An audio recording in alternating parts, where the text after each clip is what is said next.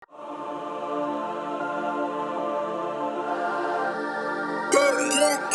but average. I don't give a fuck about who you was. See the savage. She just wanna kick it with a thugs. Another few too bright. Not around on my side. Didn't know the chick got hype. She turned through the light. She went diamonds on the ring. Got a bad bitch on my team. Throw a ball, hit a swing. Long talks about dreams. Shut it built like a Lego. Are you what the nigga to pay for?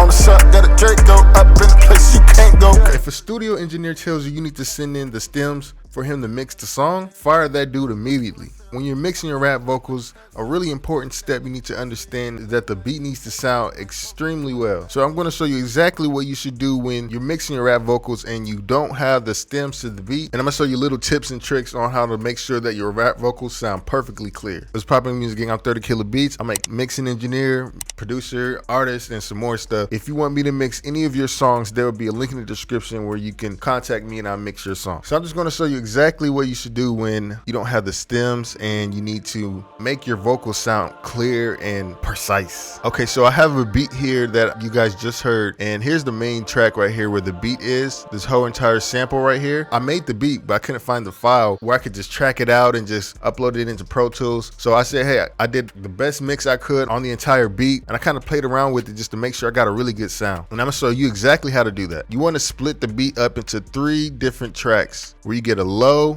mid, and you get a high. So I'm gonna show you exactly what I did for the high track, and you want to make sure you leave the beat to there too as well. Okay, so the first thing that you want to do when you have just the wave file, the master track, you know what I'm saying, you don't have the track outs to the beat. So this is the main version right here. The first effect that I added was like just a little trimmer, you know what I'm saying, just to turn it down, make sure it's not peaking. This is exactly where I turned it down to -16 dB, and then boom. Now the next thing I would normally add would be like an EQ if I feel like something needs to be turned down or something, but I mixed this beat like to perfection. Like I didn't really need to mess around with the EQ or nothing like that, but if I did, maybe like around 1,000 hertz or something. This is the normal effect that I would do right here on a beat just by itself. I would turn down the highs, turn down the lows, so it's not super bassy. You know, a lot of my stuff has a lot of bass, especially like in the mix. I didn't use that on this particular beat. Yeah, you would do that there. The next thing I added, I wanted just to make sure it had a good quality. This right here makes it sound like it's coming through like a mixing console or something like that. So I put that on there, added this one right here, which is my favorite VST. I like this on vocals. I like this on pretty much everything. I just now started using it on beats. You want to make sure it's on modern because that means it's like giving it the highest quality. And then you want to turn this to like the 30 IPS, which means is that it's translating at a higher speed and it just has a higher quality. So that's what that means there. And if you turn it down to like something right here, it'll be like a lower quality, and I don't really want that for the beat. This would be perfect like on ad-libs. You can add this effect on like on ad-libs just to separate the ad-libs to make it a lower quality. But when you're adding it to a beat, you want to make sure it's at 30. I did a little roll off and boosted it down here in the lows, like around 40 hertz, and bumped it up a few decibels. And then I added like a little EQ just for the low end because I felt like, you know, it needed a little bit more low end just with the vocals in there just to make it sound a little bit more full. Yeah, so I added that just on the instrumental track. So next would be the high track. So this right here is exactly what I'm talking about. You want to split it up into 3 different tracks, especially when you don't have the stems and stuff like that. So this is exactly what you want to do with the highs. You want to pretty much just roll out everything that's not high, basically. I'll show you exactly what it sounds like.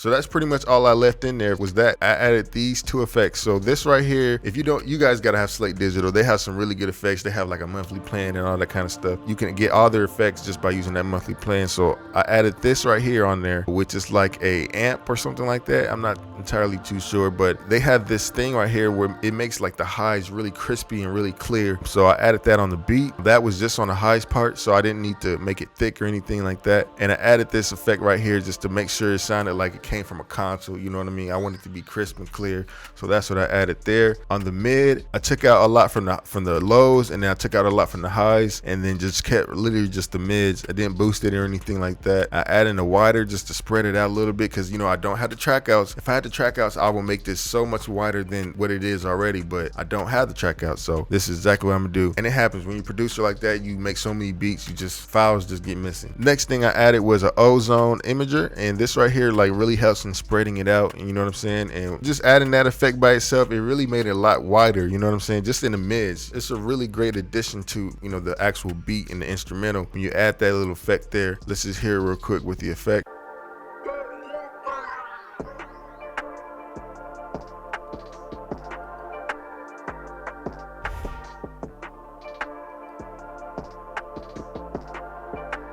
And then last thing I added on that mid part was the same effect that I added on the highs, but I turned the simmer down to the thickness. I want a creamy mids, you know what I'm saying? Just make sure it just blends in well, and added this console effect. And right here, when you have it on E, what is it, brid in or something like that? That's basically like a SSL console, either this one or this one, I can't remember. But one of them's like a SSL console, I think it's this one. A little bit of drive on it, and it sounds really good. On the third track, on the beat part, I added a little bit of EQ. I boosted up in the lows where it just has a little bit of rumble down there. Boosted up in the highs and the high kick parts, like when you have the kick in there, and I EQ'd it right there where it has like some of the high frequencies of the kicks to make it like just hit a little bit harder, and then, you know, just scoop the rest of I added this effect right here, like I said, this is one of my favorite effects. It kind of boosts some of the low ends, like on vocals, on 808s, everything. So I added that here and put the auto on it. I made it low quality because I already had one, but just to, you know, separate it a little bit, give it its own identity, put it on a 30 and boost it up a little bit, like around 53 dB. Is boosting at 31 hertz, and added this auto so it brings it up to like line level. And then you want to start them all at affinity all the way down and bring it up real slow, just to make sure like it matches with the main instrumental. And what I like to add at the end of my vocals is like a Neve 1073. This is really great for like getting like a premium quality sound. Like I record with this, but I also like add it onto my mix at the end of the master of the vocal tracks, and that's what I added it here. And with this, you can like really just dial down some of like the mids. The EQ is really good on here, and you can just see some of the effects that I added here. And then you want to EQ it just so it's exactly how you want it to be. And it, like, if you find any frequencies in there that's just like annoying or is just a little bit too much, you can do that at the end of the vocals. Let me know if this video helped you. What other things you want to see mixed in songs and stuff like that. If you guys need help in getting your songs mixed, there's a link in the description. I can help you mix your tracks and your songs, get them to an industry quality level, you know what I'm saying?